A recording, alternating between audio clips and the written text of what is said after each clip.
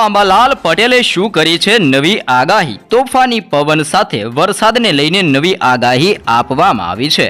હવામાન નિષ્ણાંત આંબાલાલ પટેલે રાજ્યમાં ચોમાસા અને વરસાદને લઈને નવી આગાહી જાહેર કરવામાં આવી રહી છે.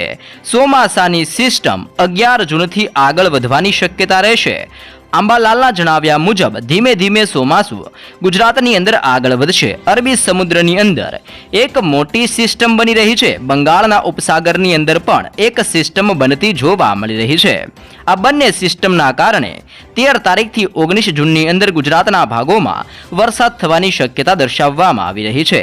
22 જૂનથી ગુજરાતની અંદર તમામ જિલ્લાઓની અંદર ચોમાસું બેસી જશે. હવામાન નિષ્ણાંત આંબાલાલ પટેલની આગાહી અનુસાર ચોમાસું ગુજરાતની નજીક પહોંચી ગયું છે. 12 જૂન સુધીની અંદર મહારાષ્ટ્રની અંદર હળવો વરસાદ થશે. 15 થી 18 જૂનની અંદર મુંબઈના અનેક વિસ્તારોમાં વરસાદની આગાહી કરવામાં આવી છે. આંબાલાલ પટેલે કહ્યું છે કે 10 જૂનથી મહારાષ્ટ્રની અંદર ચોમાસું ફરી સક્રિય થશે. 12 થી લઈને 15 જૂન દરમિયાન અમરેલી, જૂનાગઢ અને ભાવનગરની સાથે સાથે બોટાદના વિસ્તારોની અંદર ભારે વરસાદની શક્યતા દર્શાવવામાં આવી છે.